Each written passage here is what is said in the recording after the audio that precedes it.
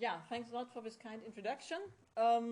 Maybe I should mention, because I noticed that iDrain ended up with how I was introduced at STEPS and at VUT 4 years ago, so some things happened in between. So maybe worth mentioning is also that in the last years I have done also quite some work in the field of nanotechnology. I'm busy with a number of projects also in the Dutch National Nanotechnology Research Program, looking on also aspects of constructive technology assessment, building social technical scenarios, but also, for example, having a PhD project which looks into promises and concerns and how these are built, particularly now in the field of graphene. But, okay, indeed, well, also, first of all, thanks a lot for inviting me to this seminar. I was very pleased to be invited, and then thinking about what might be the best thing to present, while I also gave some thoughts to nanotechnology, but then I thought, besides that a lot there is still work in progress, it might be quite appropriate to present rather or focus on a paper which has been written in the context of a special issue project in which also some of the SPRU people here are contributing to. Where basically the question draws around, given that in new and emerging technologies you see, well, a lot of uncertainties, but also a lot of dynamics, including dynamics of expectations, but also otherwise, are taking place, how governance could respond to it, and if we might see also signs of what we tentatively call tentative governance is, so governance which also, well, takes account of these possible changes, dynamics to come, and yeah, in one way or another. So, furthermore, I thought, well, it links up with a multi-level perspective, where I thought that might also be of interest to some of the people here, although, just to avoid wrong expectation, it will not be a transitions or strategic niche management study. It's also good timing for me and my co-author. Maybe I now should switch to my own presentation, just a second. Okay. My co-author, Björn Butte from the Austrian Institute of Technology, because we have just written up the first version of the paper, but as you know, revisions are sure to come, so your comments can be, I think, very valuable to us and the further development of the paper. I'm also aware that, as Adrian said, Harre van Lente presented here a couple of months ago on a related topic, not only expectations, even also in fuel cells, and, well, in his case, maybe more on hydrogen. So, when also discussing with Daniele, but he, seeing the abstract, concluded that this might be rather complementary than repetitive, and I hope I have succeeded in doing so. Okay, you'll see. Well, that's very good. Now, what is this my talk being about? Let's say something about the broader research context. As you're probably all quite familiar with, is fuel cells have gone over quite some time now through various ups and downs over decades. The most recent waves, you might say, are firstly, fuel cell hype around the turn of the millennium, and more recently, around 2008, we've seen a shift, at least what regards applications in the sector, mobile sector for cars and other vehicles, to, well, of attention to battery electric vehicles. Maybe say some words on fuel cells, although I assume that most of you might be quite familiar with it, but one never knows. Well, the basic thing what fuel cells do is that they produce energy from hydrogen. What I would like to mention is, because for some people this seems to be as if fuel cells and hydrogen as a fuel for fuel cells seems to be necessarily linked. This is, just to mention, this is not the case. Basically, it needs something which contains hydrogen, so it could also be natural gas.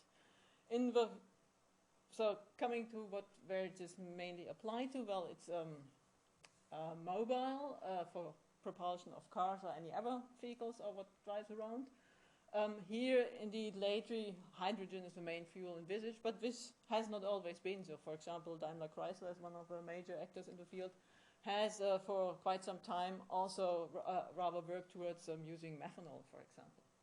And if you look at stationary applications, so where they are used for heat and electricity provision of either small so-called micro CHP at the level of houses, also as a means of larger power station, where there is no immediate need for a hydrogen infrastructure. And there are many other more smaller applications, but not so central in my talk today. Well, I mentioned the hype which took place around the turn of the millennium. You could say that the main time, if you look at what you would usually do, mass media, but also maybe professional discourse within the community, took place at the end of the 90s towards 2000, initially focusing indeed on mobile applications. So one of the key elements of this hype was the promise that there could be a relatively near-term commercialization of fuel cell cars.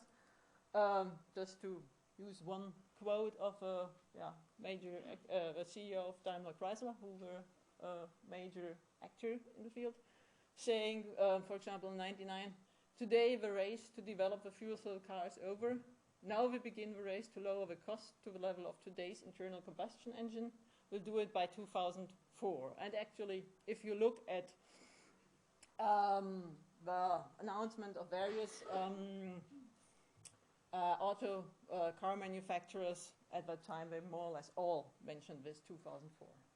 However, around 2001, it became clear that this would probably not be possible, and to some extent attention shifted also more to stationary fuel cells, so you could say there's a certain dynamic of hype and disappointment slightly shifted in time. And as I said, at around 2008, we saw this, what you could call a comeback of expectations on battery electric cars. Comeback in the sense that already in the middle of the 90s there was a development in the other direction from battery electric to fuel cell cars, looking at the field of mobile application. Okay, this probably also has been explained, as I said, a couple of months before. Oops. Okay. So,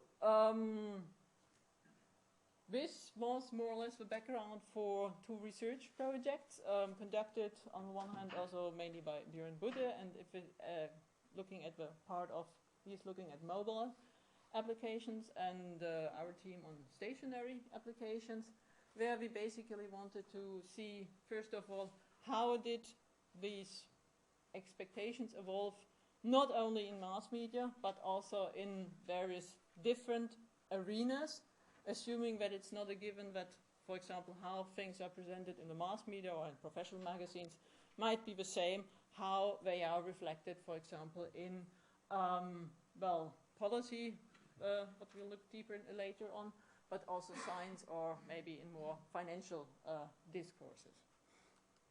Secondly, we wanted to see how expectation dynamics in the form of hype or disappointment, if so, and how they actually influenced the strategies and also actual innovation or maybe discourse activities of innovation actors. The first mainly was done by discourse analysis, the second by qualitative interviews. About the last part, if we have a lot of time, I might say something this later on, I somehow doubt, but these things have also been written up in already published papers. The part on the different expectations, different discourse spheres is still a draft paper, so if you're interested. But let me say indeed some things on what we saw there. I say the main things, it's just sometimes people ask, but how do you somehow measure this? So looking here, for example, for a major German newspaper, you can see the hype on the one hand as indicated by the attention given to the topic, but also what we did, that we classified if your articles were mainly optimistic or more skeptical. And what you also see reflected here is indeed the turn of both attention and let's say appraisal on around 2001. Already appraisal changes while attention is still high, and then you see this downturn to what is not actually a complete disappointment, maybe you could rather say disillusionment, in the sense that it's, well, very skeptical, but the key point is that fuel cells were still considered as promising if they would, well, could be commercialized, but the main disappointment was about them not being so easily commercialized as assumed initially. What we saw that indeed expectation differed quite a bit between at least some of the discourse fields we're looking at.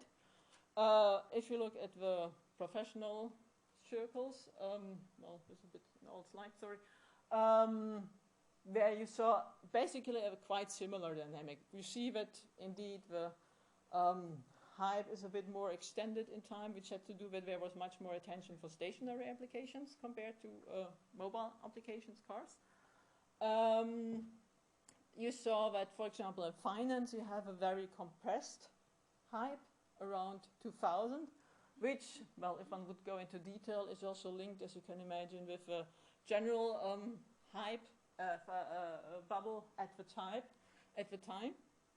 So you could really say they are kind of moving into a field for a short time and then also completely losing, well, quite completely interest in it.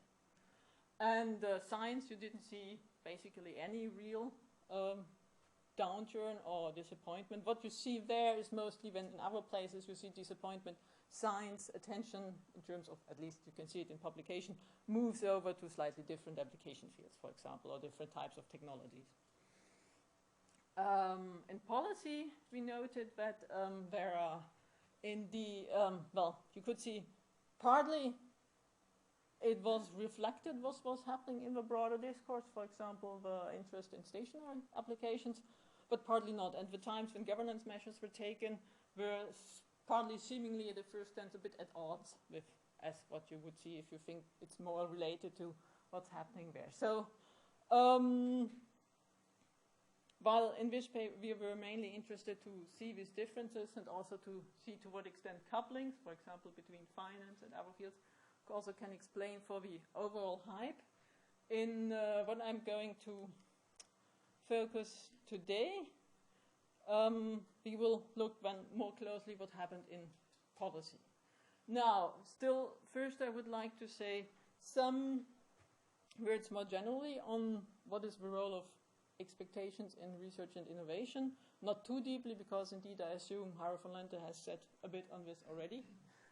So don't want to bore you too much. Well, the first thing usually, why should one be interested at all and consider this as important? Because some people might often also come across the idea, well, this is just some media noise and doesn't really affect the real innovation going on. Well, I think this is not the case, to some extent for a very simple reason, and that's nothing new, but particularly if it comes to radical or emerging technologies, there are all kinds of uncertainties.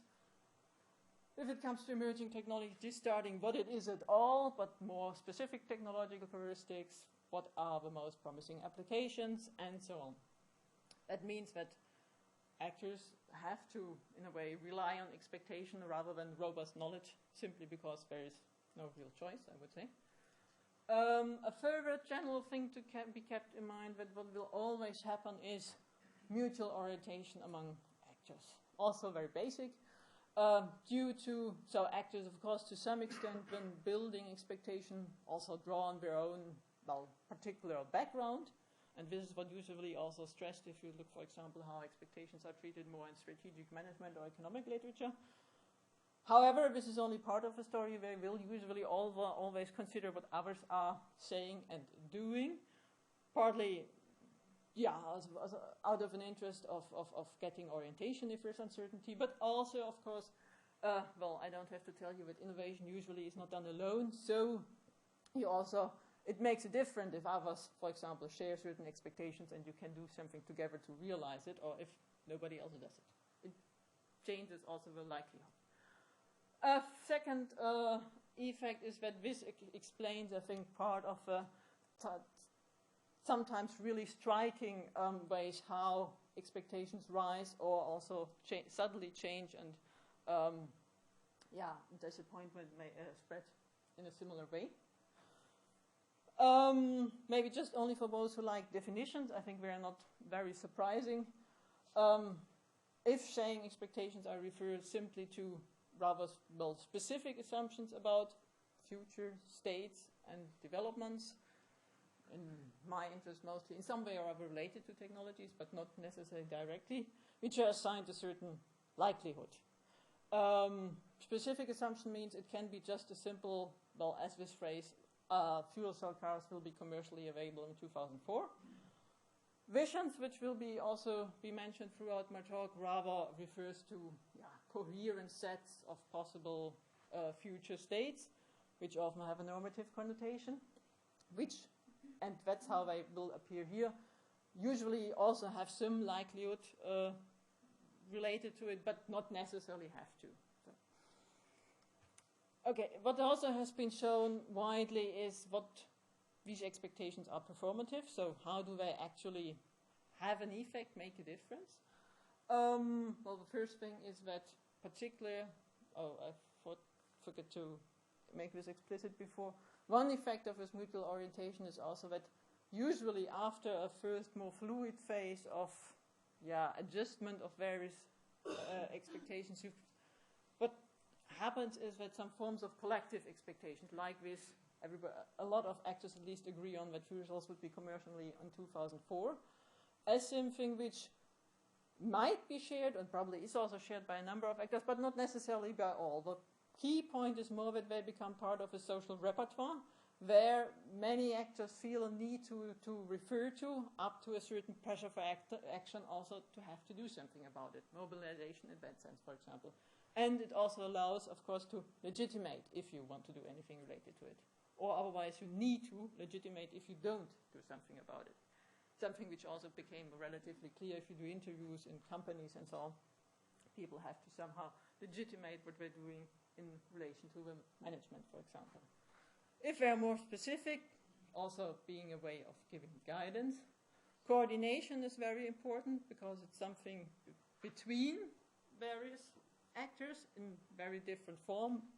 Both is more loose coordinations, everybody somehow having a similar direction, but they can also become much more binding, well, if they turn into collective expectations, but also because what you see happening that sometimes step by step they become inscribed into maybe roadmaps which are in some way binding for other actors, or up to what we will see, certain funding programs, and therefore become a quite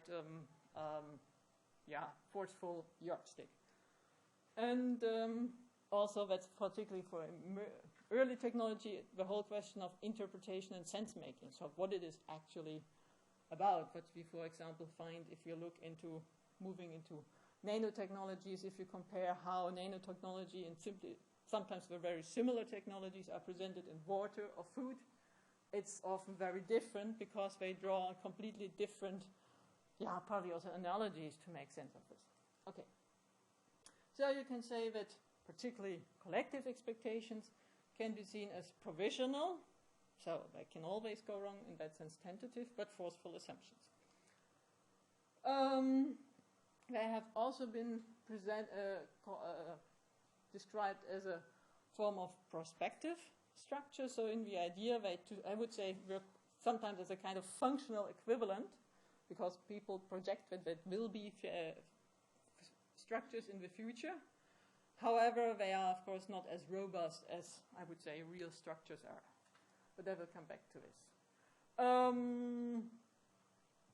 I think also it makes much sense to keep in mind to see this, that therefore they play quite a role both in governance as a form of governance by expectation. Here I'm mainly referring to all the things I mentioned, for example, how they have a role in coordinating various actors, but also to think of it in a sense of that there is a governance of expectations, because how expectations are built, how they are coordinated, the expectations themselves among various actors, can differ quite a bit. I mean, you have this as part of these more broader public discourses, and as you see with different discourses, also there are different rules, different actors playing a role, but also including those more formal forms, as I said, as foresight, road mapping, technology assessments, which also follow certain routes. And in the more recent research, which is but still ongoing. We're particularly interested to see how these forms interact and to what extent it actually makes a difference to build them in different ways for how they actually have an effect. Okay, you can say that this performative role has been investigated, if you look at the current empirical studies, a bit more intensely for innovation actors. But of course, it's also acknowledged by, for example, approaches for governing innovation, not the least, and I don't have to go into this as the role of visions in transition management, or the role of expectations, and the articulation of it in strategic niche management. And you might think of all the governance approaches quite directly by using foresight or similar things built on it. Okay, so is there a particular role for policy actors if we want to look into policy discourse later on? Well, we would say, and this also has been said before, basically one could say that they usually have rather a selector position, sometimes also turning into enactors if for some reason or other they have vetted themselves to a certain field, which has some implications. Firstly, we would expect them to be, on the one hand, sensitive to also the social dynamics of expectations, as a selector being interested might be worthwhile in assessing things. But on the other hand, also, since they are not vetted to them, as far as these link up with certain policy priorities, so they do not necessarily have to follow any up and down and be at all interested in all expectations around. So there must be a reason. So against this, there are two key questions which guided our study. First of all, to understand a bit better what accounts for changes in expectations. So what could this be? Well, the first obvious thing, which we also see in this story about commercialization of fuel cells, certain expectations are not realized for all kinds of reasons. What also happens that things realize, but unexpectedly, things you didn't expect. And that's what we thought might be interesting to look in more closely, that there are changes in related expectations, because these usually do not stand alone, just as the things they refer to, but there may be expectations about developments which might be supporting a certain claim or contradicting it on various levels. And the second question is how one could deal with the dynamics and changes of these expectations, or to what extent this is actually happening or not, if anyone, either after the fact, so once they have changed, or anticipating on possible changes. So what you, for example, see is that this idea of a hype cycle has turned, I would call it, a sort of meta expectations. So also, if just mentioning this field of graphene, we're doing some research currently, there's a strong sense among actors that there is a hype going on, and well, some more than others question themselves if there's something one should do about it or not. So if it's depending on what, if actors do something about it, this may either lead to forms of what one might call de facto or intentionally tentative governance.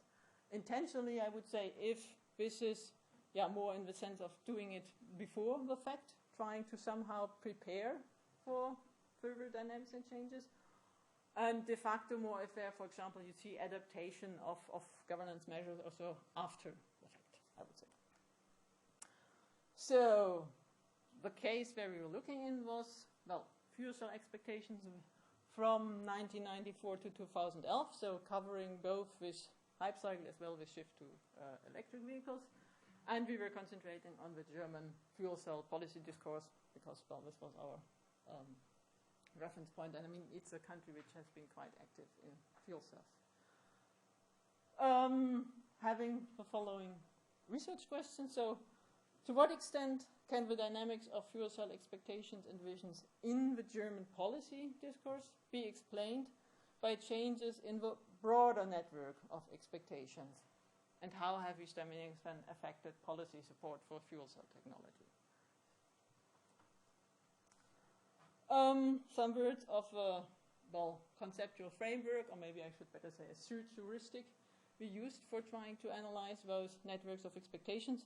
I think about the framework in terms of sociology of expectations, I said enough, and transition theory, I think I better do not try to explain here too much.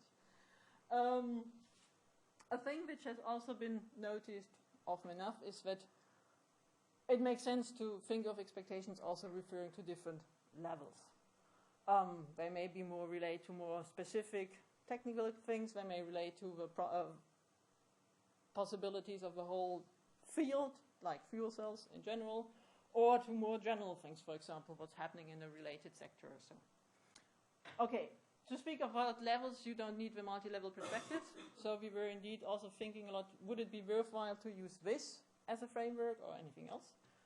But we thought indeed it would be quite useful, not so much because we wanted to make a transition study, but more because in the context of various studies conducted there have been identified quite a number of typical linkages and interactions you might find either across a certain level or at one level.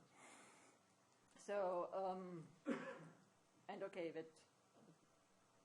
that there has been also enough research on to link up with our expectations. Again, I probably don't need to explain much. So what has been shown also, there may be this more supportive or pressure creating effects of certain developments at what is usually called the landscape. There may be interactions at the niche level or between different types of niche technologies, again, either more supportive or, for example, competitive. Niche may link up with different regimes, and also regimes may have all kinds of interactions. Now, our idea basically is to say, also having this idea of expectations work as prospective structure, so to expect some structural similarities in also how the expectations relating to things possibly happening at these levels might interact, so support each other or also weaken each other in some way or other. And I mean, you're on strategic niche management, it has also been shown already that expectations at the niche may depend on what's happening at different levels, but more referring to what actually happens. And here the simple idea is to say, well, let's also look at what is expected to happen. The data set we used were, actually we decided then to focus on the parliamentary discourse, which is of course not the whole college discourse. But this had the advantage that on the one hand, there's a good database which allowed us to cover the whole period we were interested in. Also in a rather comprehensive way, at least for everything which regards parliamentary debates being protocoled, parliamentary inquiries, and also more general documents like governmental strategy documents, technology assessment reports, and other relevant material. Sampling, well, not so surprising, partly documents were already assigned to fuel cells, more or less appropriately. We did a keyword search and, as far as necessary, also manual selection. This, giving all the limitations which there surely are, particularly if you want to look, you cannot look immediately in the process, it allowed us to identify the main, expectations and visions which somehow mention fuel cells, to see if these were, let's say, rather widely agreed or clearly contested, to see which other expectations and visions are related discursively as something which is justifying the expectation or contradicting it, etc. And also that was, to the beginning, not so clear, but I think we could see that all the major policy measures were somehow covered, and so at least not the process behind it, but the discursive links and how this will make sense of could be covered.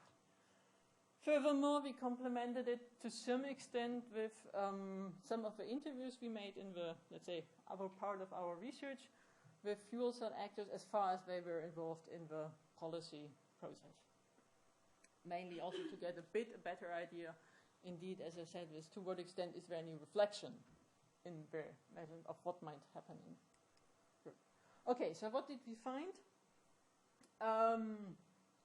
Well, as I said, we started the database in 1990, but the first mentioning of fuel cells We find in 1994, very small thing, basically an inquiry by one of the members of parliament if a government would consider, in this case, what was more on the interest, large stationary fuel cell applications promising.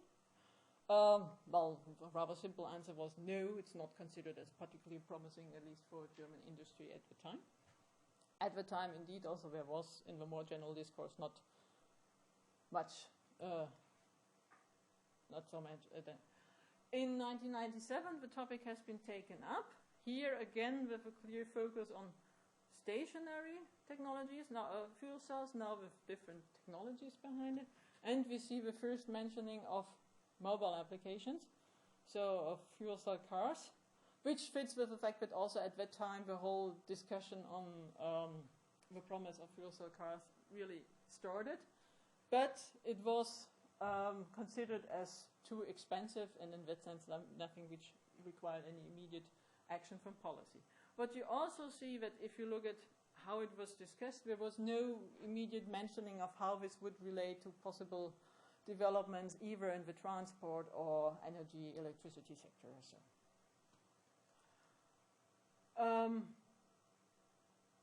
Now, what happened in what we can see the second period is that actually some linking up with regime visions took place. So there was indeed a linking to what I mentioned begin this idea of a hydrogen economy.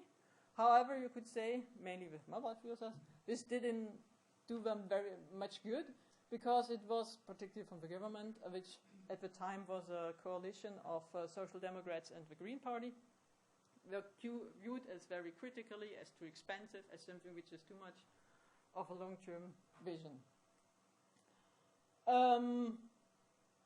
Stationary fuel cells were seen more positively, mainly because indeed they could work with very different types of fuels.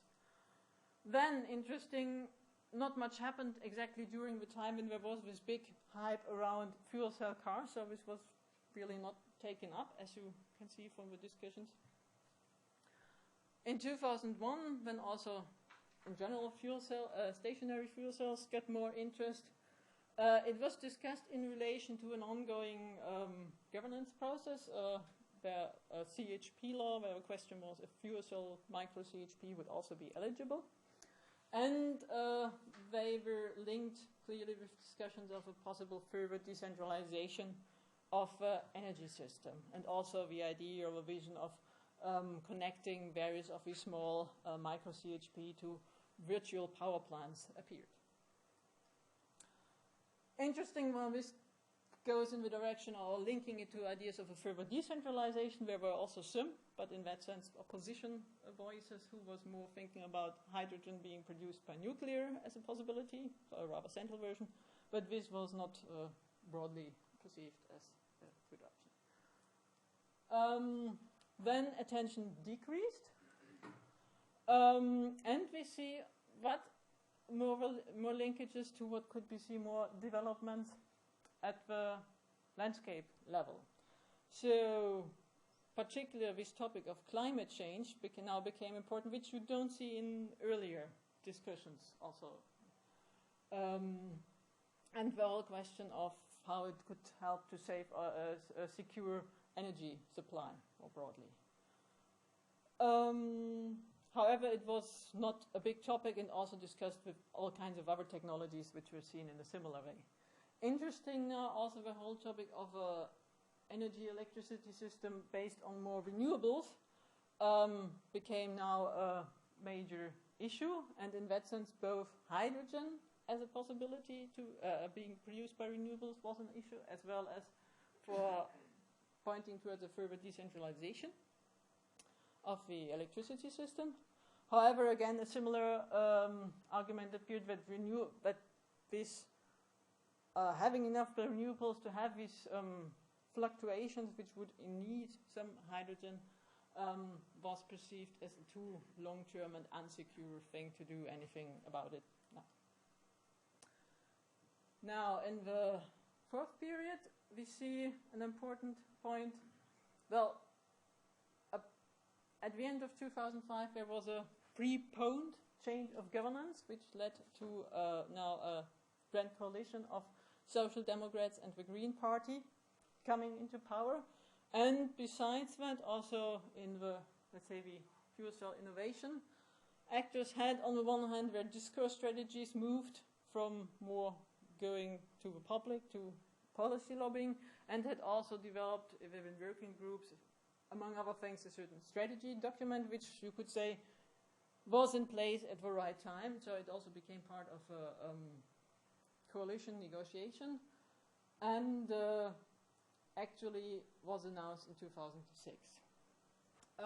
Maybe another thing to mention, after that, the discourse and the framing changed quite a bit, because now industrial competitiveness and also fuel cells and to some extent hydrogen being part of kind of high-tech economy has been gained much in importance. Interesting, okay, 10 years, well, this is quite a bit. Well, first of all, also this link with the landscape and expectations became stronger, so it was also claimed that probably this the promise to be able to reduce CO2 emissions for houses by 30%, at least according to some of our interviewees, was a key thing also to convince policy actors. And it was said that by a number of sources that this idea to have really a long-term 10-year program, or at least convinced to have such a thing, was chosen also as a reflection of the former hypes and disappointments, to have something which would be in a way immune to further changes and not so much dependent on creating an immediate euphoria.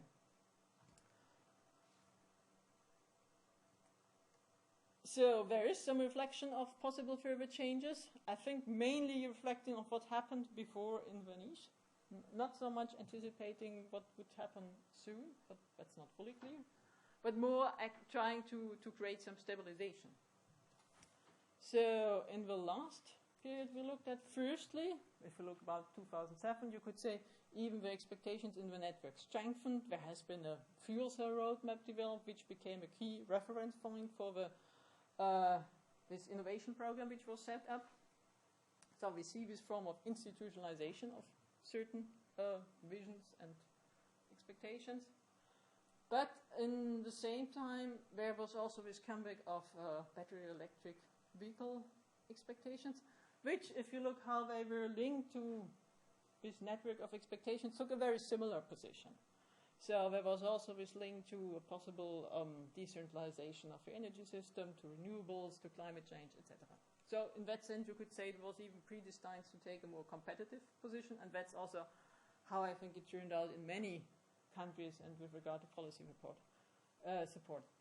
However, what happened was interesting that, this was taken up rather immediately by policy, with setting up of also support program and a similar order of magnitude as for fuel cells.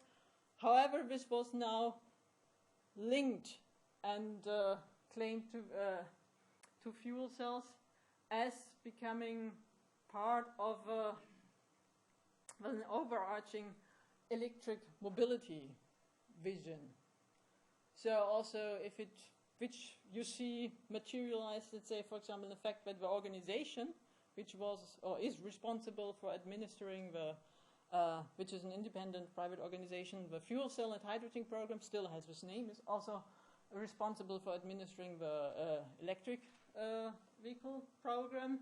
If it comes to targets, it's saying it's, for example, 1 million electric vehicles, but including both. So also when there were discussions, I mean, this was also contested in Parliament. For example, by the Green parties raised doubts about the promise of fuel cells.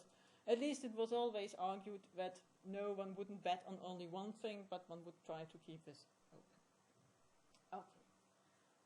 Coming to a close, what do we see here in terms of questions I posed in the beginning? So I think what we firstly see is that these collective niche expectations are to some extent an important reference point for policy. For example, the shift to battery vehicles was taken quite immediately, but it's not as such sufficient to trigger policy measures. So it seems to be dependent to link to broader visions, expectations at the regime or landscape level, supposedly close to be able to link up with general policy priorities, which also should positively assessed, because as we have seen with hydrogen economy, also what ups and downs here may affect what's linked to it. We also see that basically all these types of linkages and interactions we expected to see, drawing on what one sees in kind of real-world dynamics. We also see here, so both interactions at the niche level, between niche regimes, between different regimes, both be either supportive or also more weakening. And we see that partly also dynamics are introduced either by new linkages or because, as with the ups and downs of the hydrogen economy, changes happening in these related elements.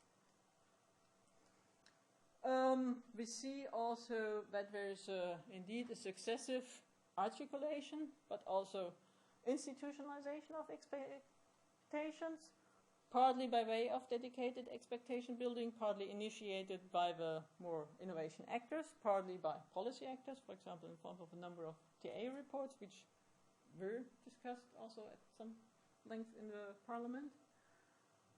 And these, get successively inscribed in strategy papers, roadmaps, and ultimately also a funding program. So you could say that we do see, to some extent, that the prospective structure being materialized in certain governance measures, different types. But one should also say that it is, well, what is being inscribed changes over time. And we see, I think in particular, when it comes to this shift and inclusion of battery electric vehicles in both visions and program, a form of de facto tentative governance, so an adaptation, but more responding to the dynamics as they occurred. We also see some reflexive strategies anticipating on dynamics, but as I said, apparently more, I would say, focus on the expectation dynamics within the niche when anticipating on what's happening in the broader network. And as I said before, the interesting thing, more moving towards stabilization than openness, but that then nevertheless required further adaptations for what was not perceived. So much, I think, for, let's say, more our analytical interest, and that's also our main ambition here.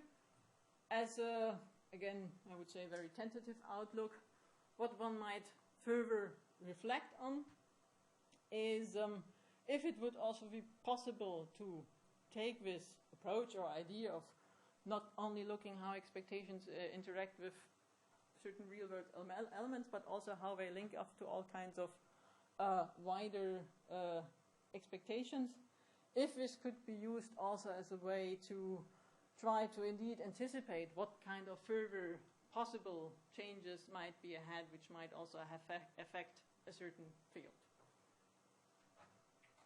Thanks, Kornelia. Okay. And here's just an outlook on some related research if you're interested.